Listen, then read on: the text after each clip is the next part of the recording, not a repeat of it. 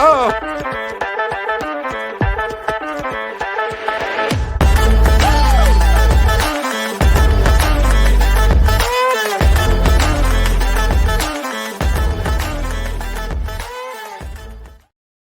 Welcome in to another episode of Marvel Friends After Work, a podcast that talks about everything and anything to do with the MCU. So I'm Casey, my fellow host, Nick and Joel. Give me the word you have for this episode. You know that's the way I like to start it. Give a word or small statement of your first initial reaction to the finale of Secret Invasion. Ultimate Scroll. We've surpassed Super Scroll, Ultimate Scroll. That's a better name than Super Scroll. I agreed with that too. Dang, I always forget that this is how you start the show, and I'm trying to quickly look over my notes to figure out and I would just probably go with my name, which is just another one bites the dust. Another villain that's outstanding. Marvel kills off as I almost killed my camera. So another one bites the dust, in my opinion. Nice. Mine was I dig it. I mean, I liked it, so I dig it. It was good. Yeah. Okay, so I just want to jump in and really, what'd you think of it? Did you like it? You not like it? There's a lot of people online who did not like the final. A lot of people were upset it was shorter to begin with, but a lot of people didn't like the final. What are your guys' thoughts on it? I liked it, and that I hope the rumors are true, and it's that we're going to get a second season to it, because it definitely is like a cliffhanger that could totally continue the storyline for another 6 episodes, or address it in another property. Either way, there's still plenty of stuff there to tell. Yeah, season 2 I wrote down guaranteed it's going to be based around Sonya and Gaia. That's going to be really sweet. 2. It will be very cool because it seems like their chemistry will be fun, and I love Sonya. I've said it every episode she's been in, and yet again she's outstanding in this episode, teaming up with Fury. And her and Gaia will take off while we see Fury and oh my gosh, what's his wife's name? Rava, right? No, Rava was the other one. Vera. I had it. Now Vera. Thank you. Vara. No, it's Vara. Vara. That's what it is. I put the R in the V. Almost Ferranki. Yeah. So close. We're gonna see them. That's how I remember it. That's why I was trying to be like, all right, wait a minute, I can't. Anyways. This episode was rushed. The CGI was pitiful in some spots. Really? Very much so. So. And what was it? It was like them trying to be like, shit, we have 30 minutes and a lot of storylines. Let's just do a bunch of stuff. Gravik has this sweet monologue, and then we don't really see him again, and then he just dies to Gaia. Like, they have this cool fight scene, but I did not like this episode. I liked the episode. I enjoyed watching the episode. But it seemed like they were just trying as fast as they could to cram as much stuff as they could in. And it just, I don't know, give me a 7th episode. Just do half of what you did and give me a 7th episode. That's another 30 minutes. Or just give me a 1 hour long episode to finish it up. You don't need to cram it all in. Yeah. That's a fair take. I'm going to be the kind of like you were for MODOK in Ant-Man. We were both hashing on it, and you were like, MODOK, I'm kind of like that with this episode. When I finished watching this episode, I was very happy. I was just I enjoyed it. I actually thought they covered their loose ends for the story, I thought, and they still left so many great avenues for where they want to take it to connect the rest of the MCU for setting up season 2. I'm actually extremely excited if they did a season 2 of Sonya and Gaia. For once, I'm looking forward to Gaia's character, and between her and Sonya, I think it's going to be great. But I didn't feel like I didn't get a full meal with this episode. I really did feel like they finished the story they were telling here, but they were able to branch off without it feeling like just loose ends at the same time. It was very direct loose ends that they've directed where they're going to go. And so it just has me very excited. So all together, I really liked this episode. Yeah. It's good. I mean, I got to agree with Nick, though. It was definitely a short episode. Everything seemed a little rushed because of it.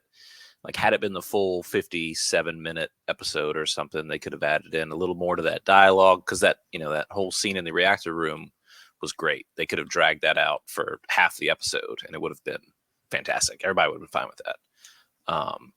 The CGI, I'm guessing you're talking about like the other parts or the fighting. So Because the fighting, I thought they did pretty good, but it was like weird details. Like they showed all of the tattoos of like Drax's arm, and it's like, Why was the arm so why'd tight? you even? the arm was terrible CGI. It looked was like a bad terrible. like ogre or something because it was like all shriveled up. And I was It like, was all shriveled up, like his hand was like all weird. It was super, super, super annoying. There's one more scene that was just ridiculous to even watch, and unfortunately, I can't find it right now. I'll get to it, but but there were some cool parts. Like there was some good CGI in the fights, but man, there was a couple things that really stood out. It was like, yeah, we need either more visual artists or Don't try and do so many characters. I mean, I get it. They were trying to show them shuffling through everybody's DNA. They're just like, oh, what do I have in the playbook right now? Like, oh, I could turn into Drax's arm. It's like, okay, but you got Cull Obsidian's arm, so why? yeah. the fight scene and all those different powers and stuff is like two giant scenes I do want to focus on. Let's talk about the actual like harvest. He puts it in I heard it on another podcast. They said they put it in their little super microwave to like test it, and it ran through all the names, which they were kind of right. That's what it kind of looked It's like. probably owned by Instapot, if I had to guess. Yes, it's like everything. the air It's like fryer. the 25th edition. Yeah. Air fryer, pressure cooker, DNA splicer. Yeah.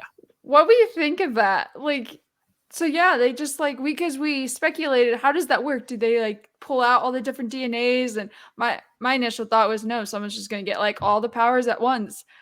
Is that weird that they went there? Yeah.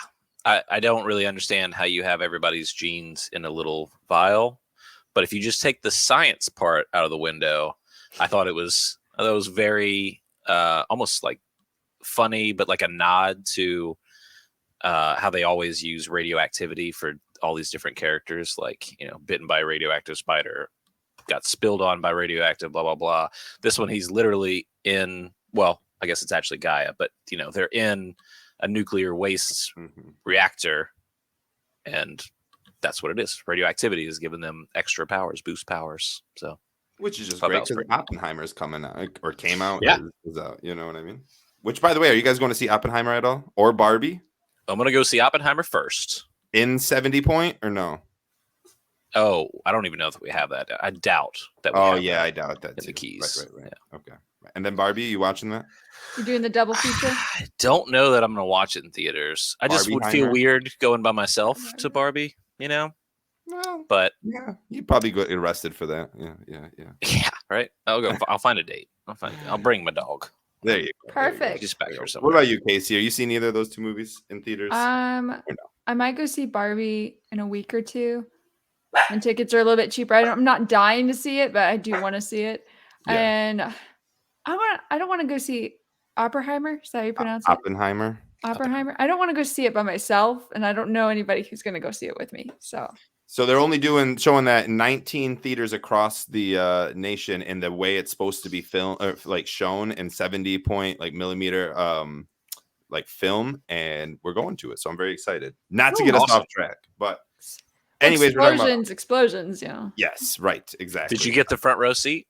I don't think I did. Hopefully not. It'd be a terrible seat. It would be terrible. I do not want that seat. But about the harvest, what they seemed like there was just a grab at like we didn't have enough cameos in this show. We didn't bring any Avengers in except for like Rhodes, who no one really cares about anyway.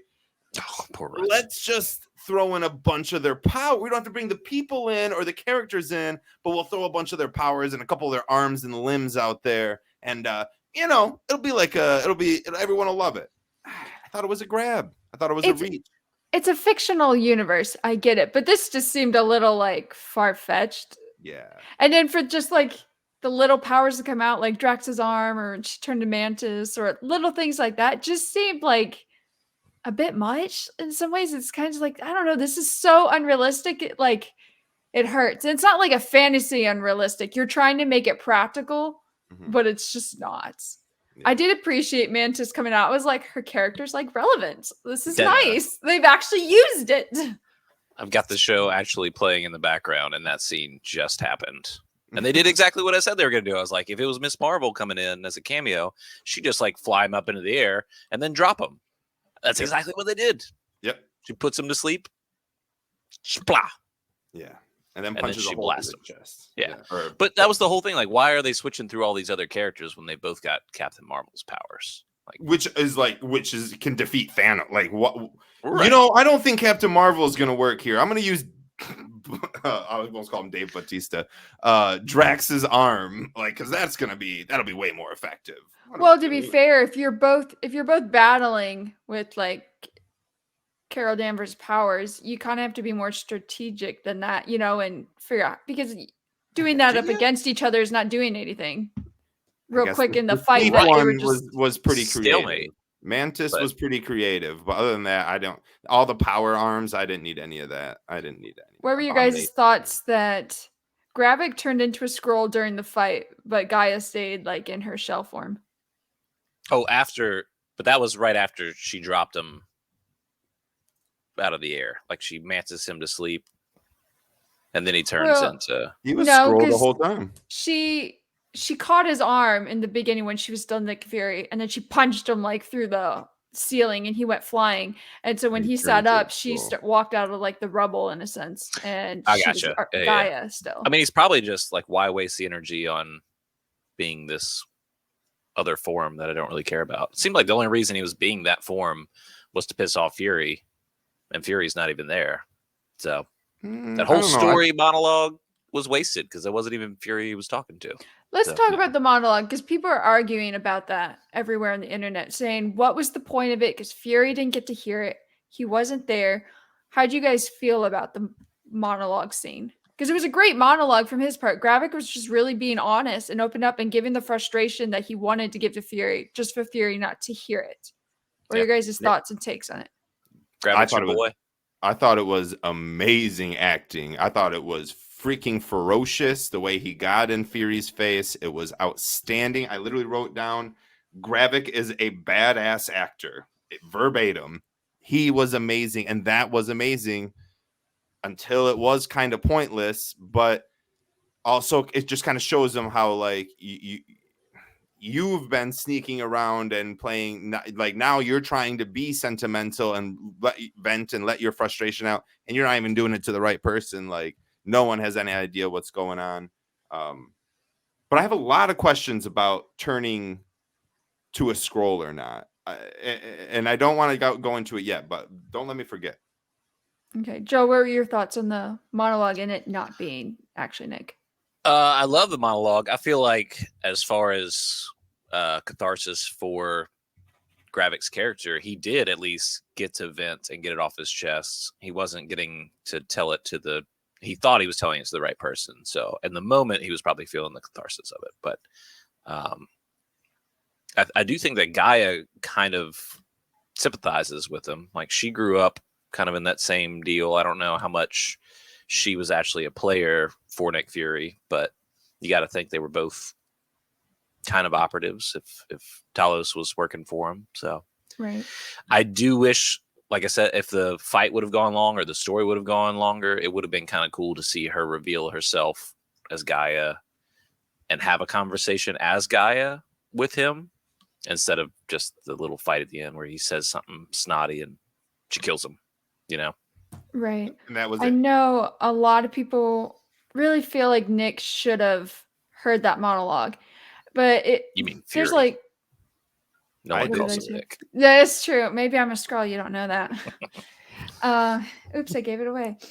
I think there's two ways to look at it, though.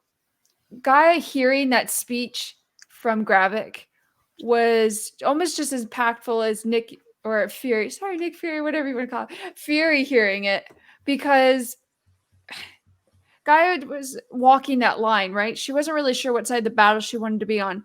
She did see that Gravik's path was the wrong one. Even though she agreed with maybe his motives behind it, we need a home and stuff, she left that side. But when she went back to her dad, she didn't see it that way either.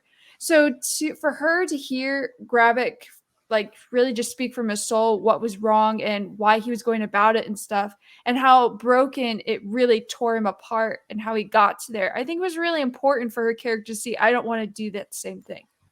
Maybe I don't totally agree with my dad, but my dad was on the right track. You were wrong. And I think that was important for her to hear Gravik say that.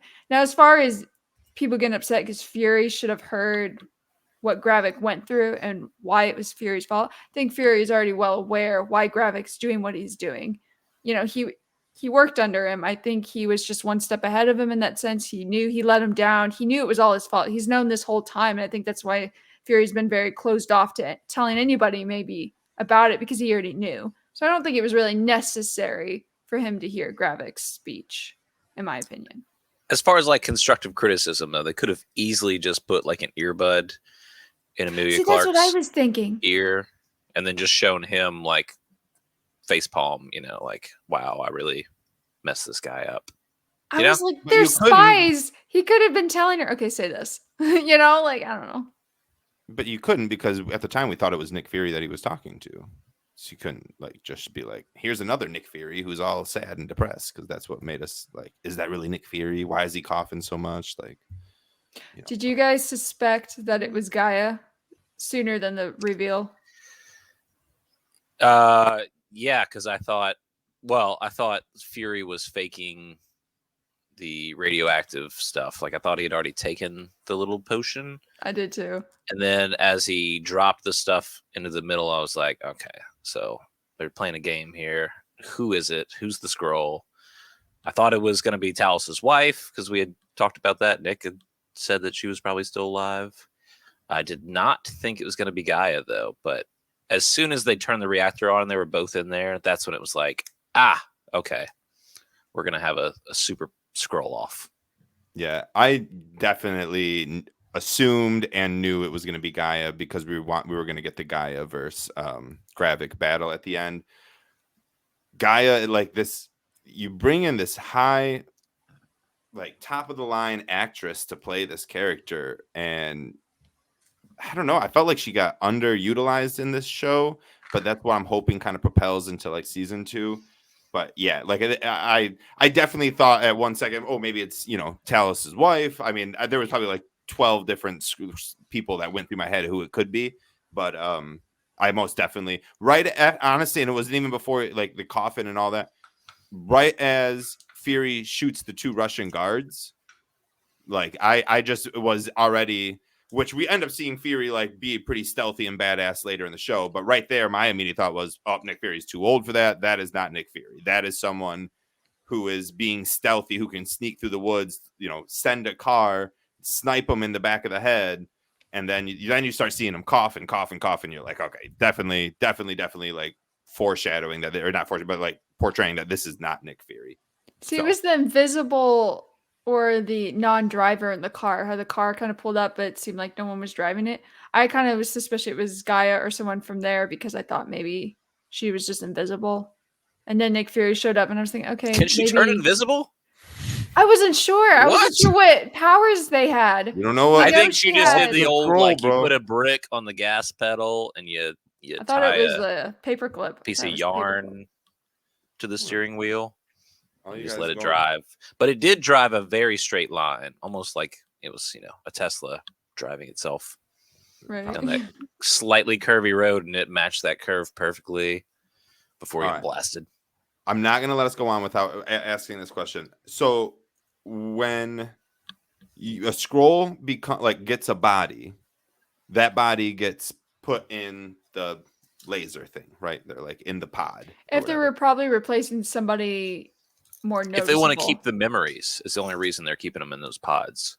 Is that right? Okay, so that's what I was asking. So otherwise, you can just kill somebody and take their form. And is that what Gaia did, you think? Okay, so let's just say whoever was not impersonating the dude that was in Wakanda Forever. What's his name? He's married to Val. Yeah. Everett Ross. Thank you. So he gets like released, right?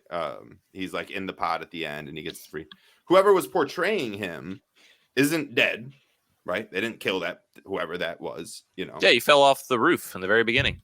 Oh, okay. Yeah, I Okay, was you're gonna right. say, well, First that one is episode. dead. Okay, so Yeah. that's not what I'm thinking of. Let's just find someone alive. There was a bunch of people, whatever. One of the scrolls that are still alive, right? Does that scroll and that person walk around in the same skin? Are there now two of Yes. those people? Yes.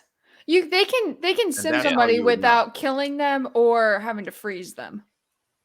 Yeah. The only Okay. reason that they took them captured, especially since most of the people captured were higher officials, they couldn't both be in the same circles because there'd be two of them. It would be very obvious. But like if Okay. you sim somebody like in America, but you're planning to be in Russia all the time, you're probably not going to run into each other. If you're just an average citizen, it's not a big deal. But they were only holding those people captive, probably somewhat for the memories, maybe, or because there couldn't be two roadies in the government. You had to take the other one out.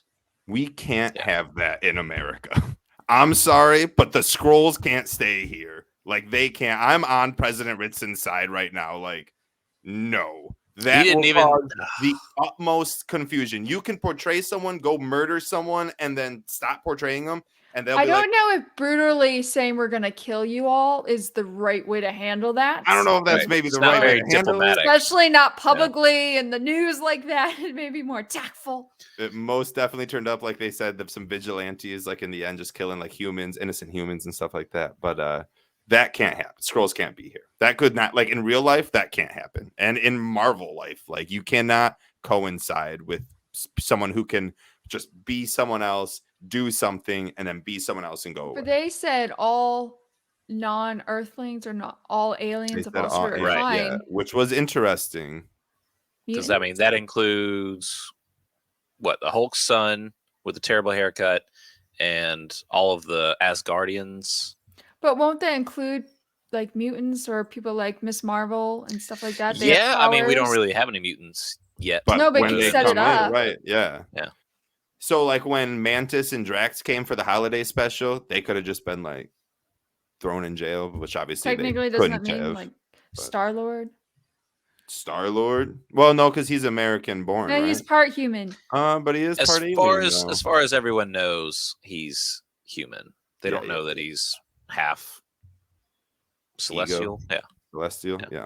He claimed to be a celestial, but he doesn't seem to be the same type of celestial. I don't know. Who knows? Weird deal.